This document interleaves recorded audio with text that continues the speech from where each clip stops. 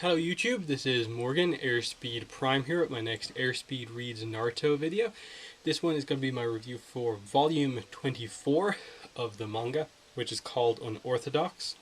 Here's our 3-in-1 edition cover page kind of image. So actually pretty nice this time around. Ended up kind of working out pretty nicely as a kind of since this basically marks the end of the kind of Sound Ninja section of this part of the arc, it ends up kind of acting as like a really nice kind of wrap up.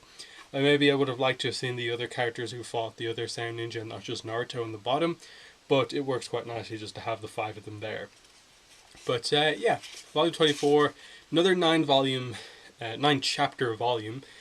We cover chapters 209 to 217, Help Arrives, Lee's Secret, Unorthodox, Danger, Danger, Danger, Debt, DEBT, Retreat, Gara of the Sand, Halberd and Shield, and For the Most Precious. So yeah, very good volume this time round. Obviously, I like the last volume, but I think this one was like the same qualities that the last volume had, but like better because bigger things happen. And definitely an improvement over the previous two ahead of the last one because, you know, I definitely have my issues with just the Choji and Neji volumes just being only one fight, whereas, especially with this volume, what I like is that there are big reveals that happen, big moments. We cover a lot of fights as well. We got a lot of fight action here as well. But there are also key character moments as well, and it all just feels like big. We're towards the end. And just ending it, especially where it does, with the lead in to like the start of the Naruto Sasuke stuff for the final 3 volumes of at least Naruto Part 1, it's just so well done. The other thing generally I want to say before we get into specifics is that I don't really comment too much on the art in these, because a lot of the time the art I just think is like solid. There's a few good panels in each volume here and there, but this one was honestly really good. I thought the volume in this, the art in this volume was exceptional. Stuff like the Lee's fight with Kimimaru, the art was just so well done. The backgrounds of the location where that fight takes place is really nice looking. It looks great in the anime, and it actually came across really nicely in the manga here. And just the way he showcases the drunken fist style of fighting gets the art across really well. And then some of the stuff like the facial expressions during the Shikamaru and Tamari against Tayuya fight is really well done. Some of the lines are super clean throughout, and just in general, like when you get into like the bigger fight with Gara versus Kirimaru, and they're doing these huge jutsu moves, the art is really on point. And you know, I think the only criticism I would have is that at times the fights have been a little bit like, what exactly is going on here? Like, it's maybe not being showcased in the exact best manner, but the fights here are just so well done. So, yeah, really good volume. So let's get into some specifics here. We basically start off with, straight away, basically, you know, Sasuke is out of the, you know, kind of basket type thing he was put into while he undergoes the transformation, you know, to get the second state, you know, the quote unquote dying but just barely being kept alive type thing to unlock the second state of the curse mark. And you know, after basically Kimimaro finishes destroying all of Naruto's shadow clones, the basket pops, out comes Sasuke, and we get the first look at what his second state of curse mark thing looks like. His hair is longer. He's clearly he has somewhat of those monster features that the other Sound Ninja we've met so far have, but we're not getting the full look at this just yet. And Naruto, of course, notices this. This is really one of his first times really noticing the whole curse mark aspect of Sasuke, and so it is a big shock to him, because Sakura in general has been keeping it a secret from Naruto, because Sasuke did tell her not to. Sasuke told Sakura not to tell Naruto about it. And yeah, he's just basically trying to like wave to Sasuke and be like, hey, come back. Because obviously Naruto, the last time he saw Sasuke was when Sasuke ran off after their initial fight on top of the hospital. So he hasn't actually had a chance to just like talked to Sasuke since that kind of blow up that they had together.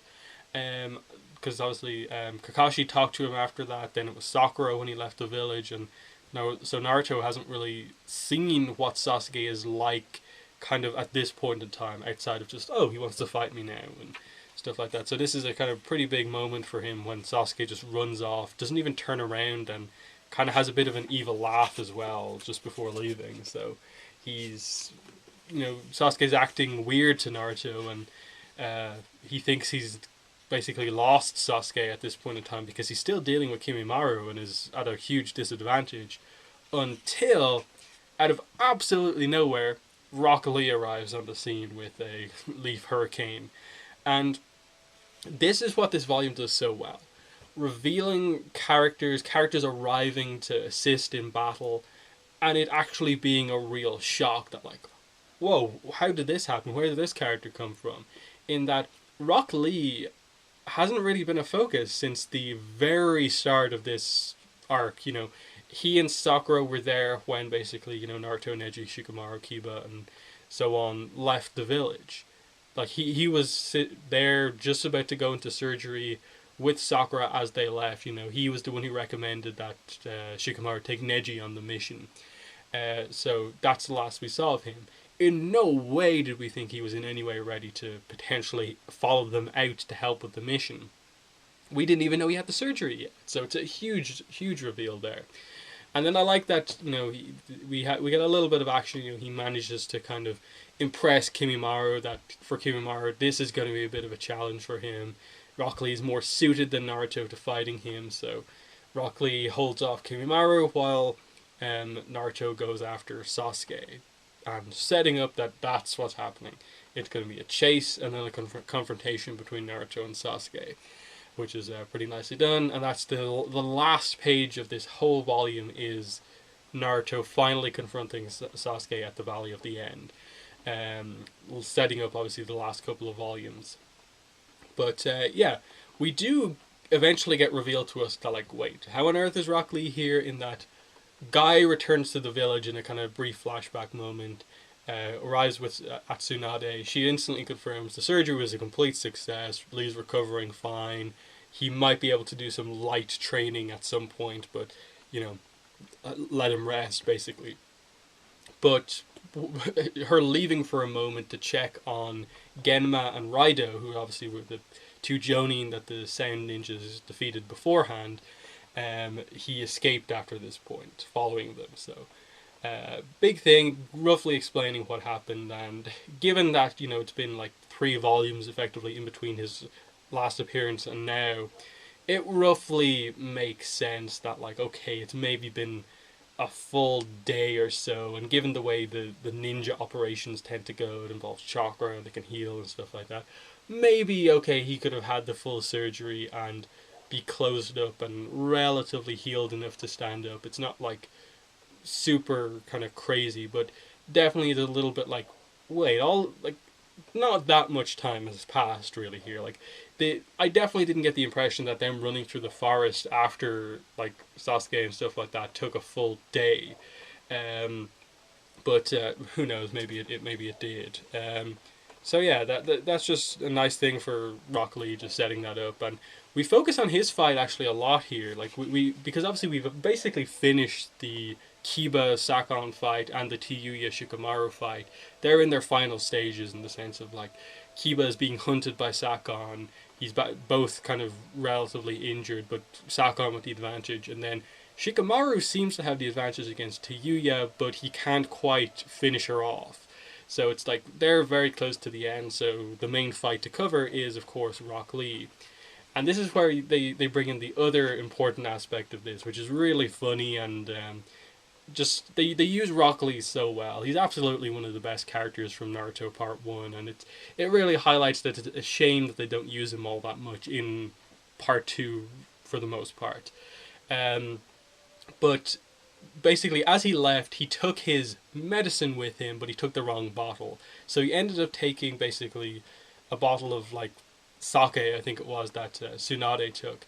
Now, this is where the translation, like, I haven't really talked about this a lot in recent volumes, the quality of the translation. I don't really like the translation on this.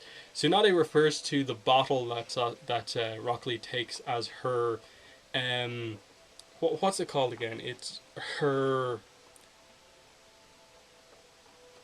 private potion. That's it. I'm just remembering it there.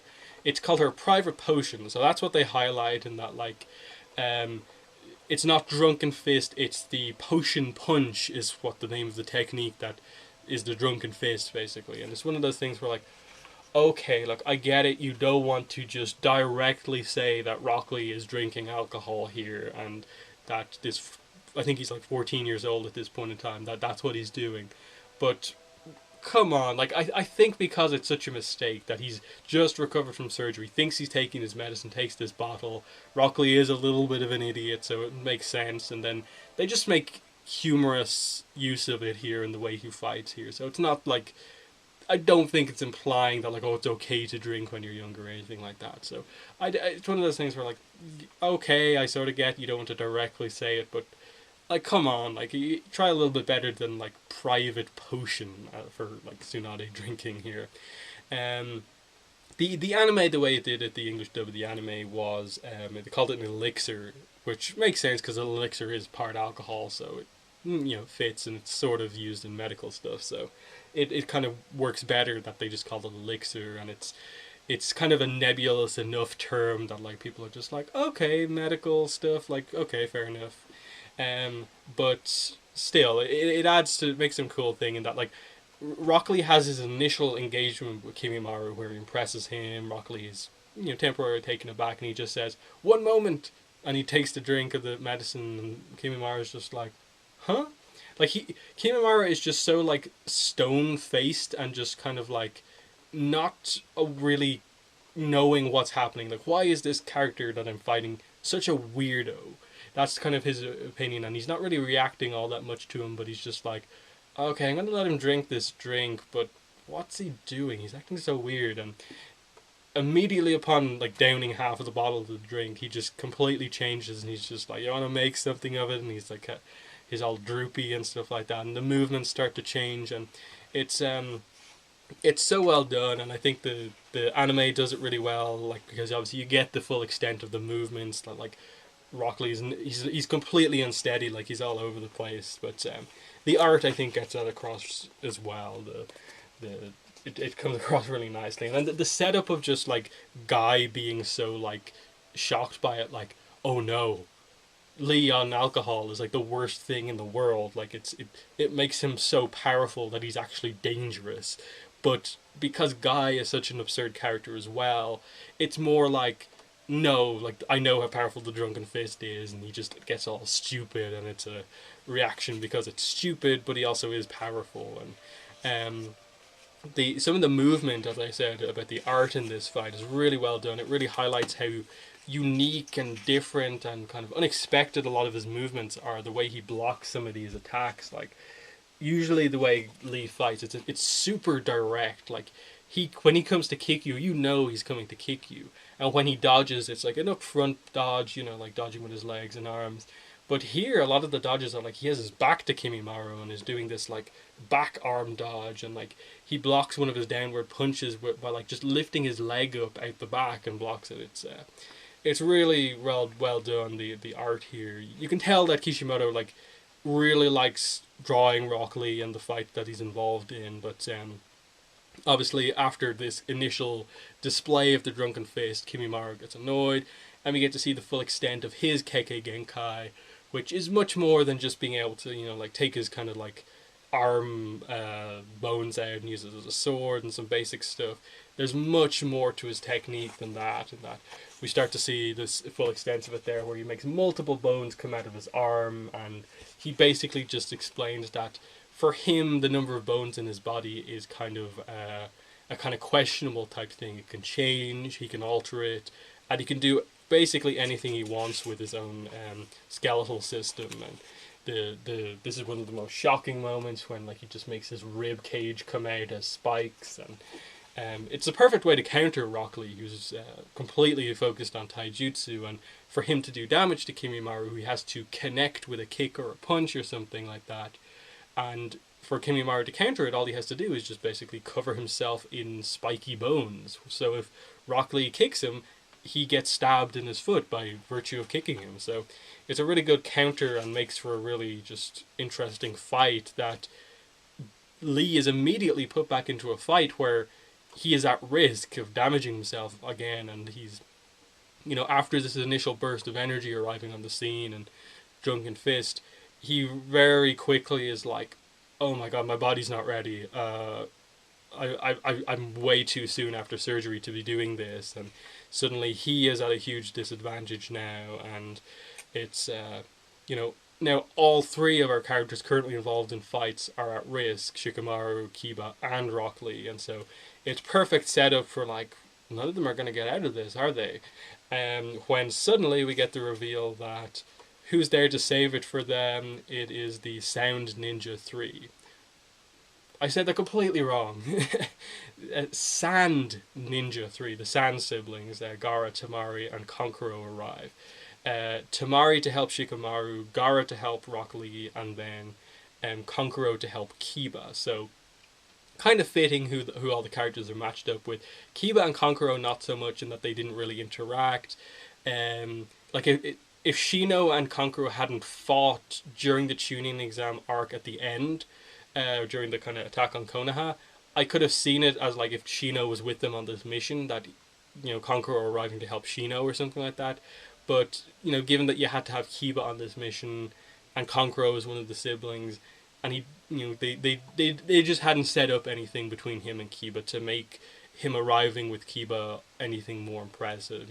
The only connection you could make was that Kiba fights with the assistance of Akamaru, and Konkoro fights with the assistance of his puppet, so they sort of use kind of something more than just the basic ninja tools and their own skills. So that's the only obvious connection.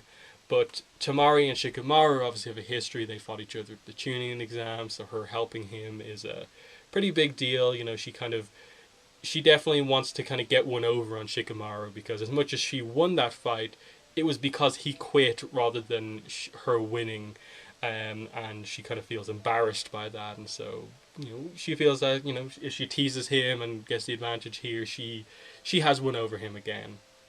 And then Gaara and Rock Lee is important as well, because obviously Gaara was the one who injured Lee in the first place, so coming to his aid makes complete sense, and him arriving at the furthest point to Naruto also makes sense, that he's going to assist most closely with what Naruto is doing. So really cool arrival, because like Rock Lee, you don't expect them to arrive. Tsunade in a previous scene hints that like, I've done more than just send Shikamaru and his squad out. Like, I have called other people in, so there's a setup that some people are coming, but I don't think it was obviously apparent that it was those three, because as much as they were focused on in the previous arc, and that Gaara was the main villain, and we got focused on Tamari and Konkoro, the situation that they were in being the villains in an arc not that long ago means that, like, okay, I can see them coming back much later on, but like this early wasn't really what I expected. But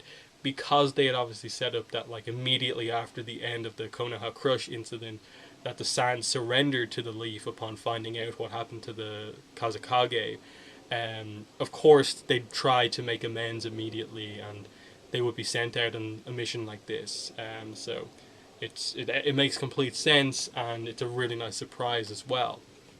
But yeah, upon them arriving, you basically get a quick shot of just them catching up with each other, just shocked reactions to like why they're here, explanations, and then we quickly get into the finish of like all of these fights. With Kiba and Konkoro against Sakon and Udon or Ukon, it's really interesting because Kiba's obviously in no fit state to fight like at all in the fight. Akamaru is injured as well, so it's basically Konkoro and his puppets against Sakon, and after initial conflict, eventually comes down to just he catches Sakon in his one of his trap puppets and just skewers him with the Iron Maiden move. It's really brutal. I think I have the page here. It's a really impressive one because they set up, like, this is what Konkoro's going for here, and then when you cut to the page and it's just like, okay, he just got wrecked. It's a pretty impressive panel. Um, and it's just like, yep, Kanguro won that one. Then with Shikamaru and Tamari, of course, they're setting up the relationship there, and that it's more than just they were former enemies. Now they're sort of allies. That she specifically chose to help Shikamaru for reasons beyond, I think, just getting one over on him. So them gradually creating that relationship is actually quite well done here early on. Um, but obviously he immediately, being the analysis tactician that he is, catches her up on what's been going on, how to fight her, and after one or two basic jutsus to kind of keep her away, she just goes full out with her effectively best move, and that's this move. I don't think she ever uses it again.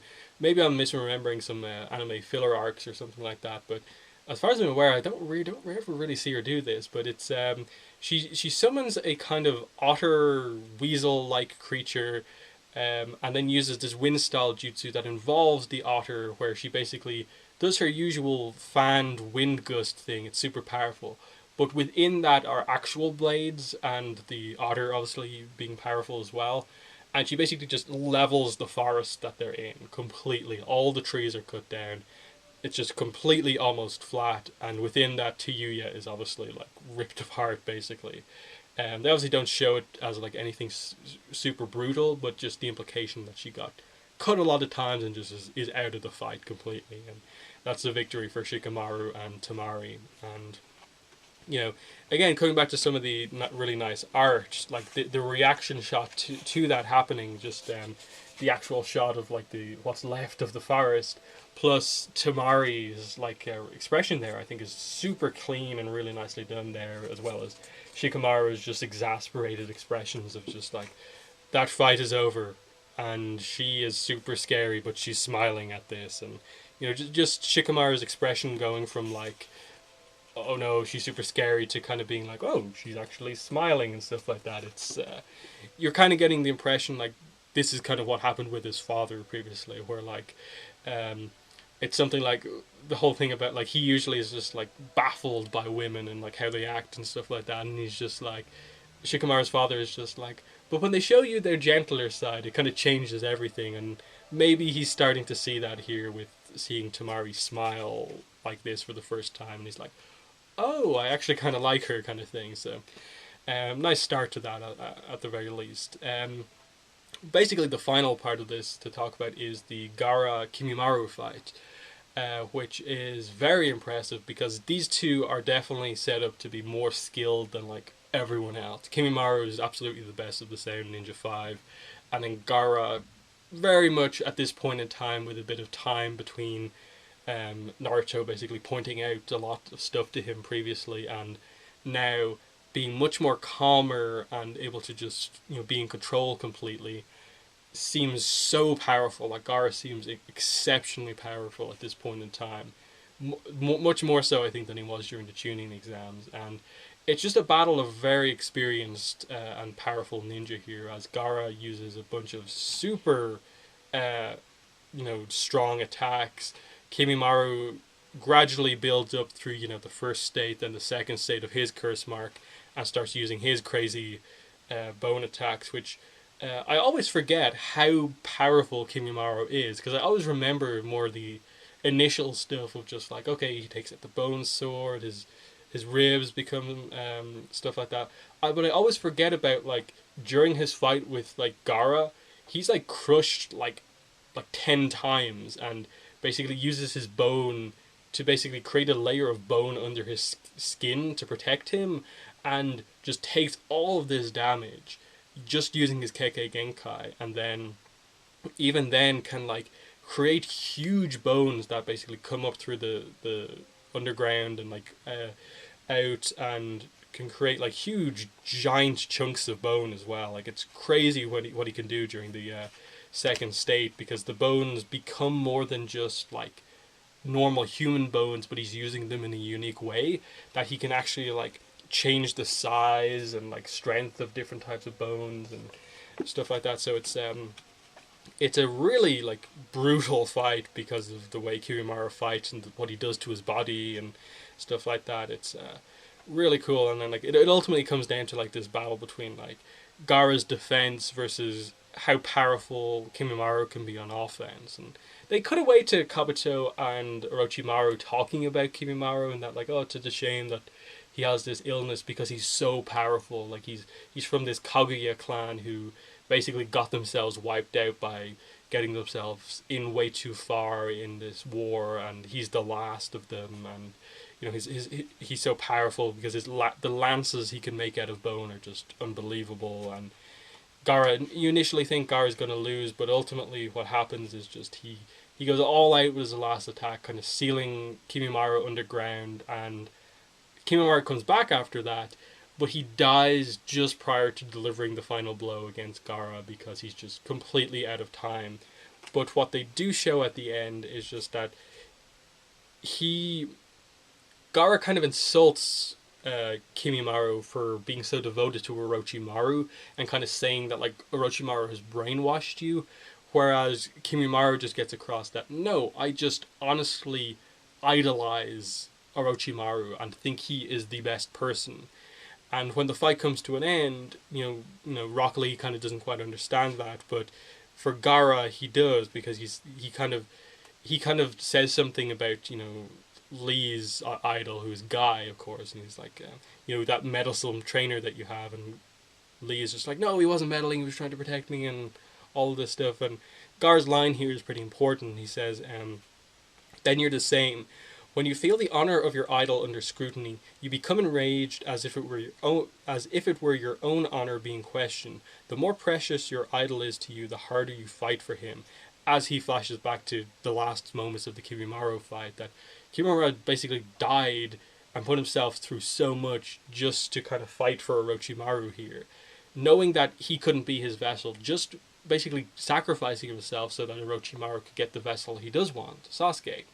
And then like he knows how much Naruto fought for everyone else around him and stuff like that. It's just a big one, as this is another moment of Gaara kind of learning a lot about people, that caring for other people and how much you really do care for other people can make you fight harder, which is something he's never had before, because his whole thing was that he only ever fought for himself, but now he's beginning to understand how powerful he can be fighting for other people. So in this case, trying to protect the person he previously injured, Rock Lee, but doing it overall to try and help Naruto, and obviously in the future, like protect his country, his nation, the Sand Village, and protect his siblings and stuff like that. But really cool reappearance of Gaara, and especially just the change in character. That he's much calmer now and is very much aware of things. That what Naruto kind of did and said to him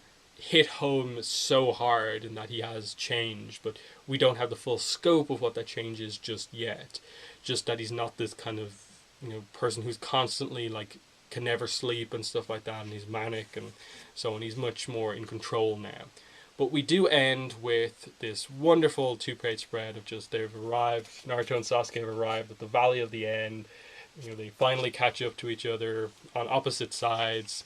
Naruto on top of the Hashirama Senju statue, carving basically, and then Sasuke on top of the Madara Uchiha one. So really cool setup here for the fight.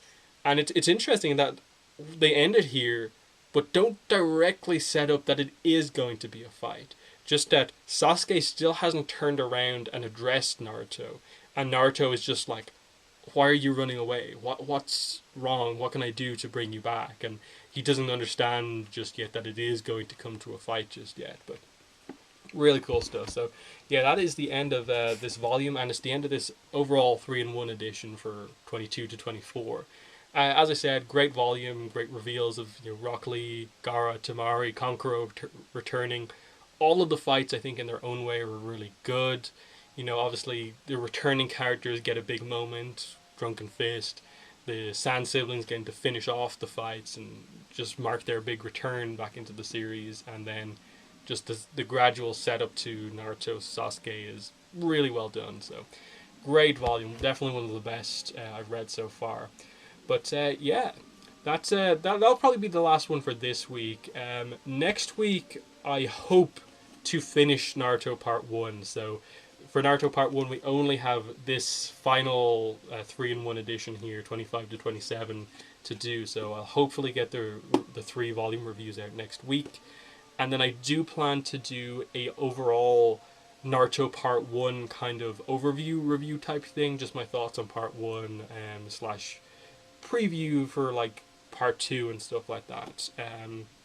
I'll do a little bit of looking back through the previous volumes and like highlight which volumes I felt were the best, my favorite arcs, my overall favorite characters, and stuff like that. So expect that next week, potentially into the week afterwards, depending on how other videos go this week. So yeah, that has been the review for volume 24.